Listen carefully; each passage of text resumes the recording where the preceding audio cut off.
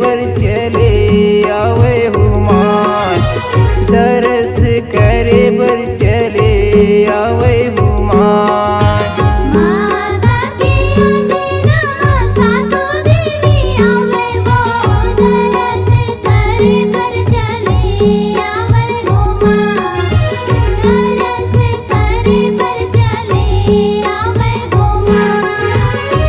दरस करे बर चले आवे मोर माँ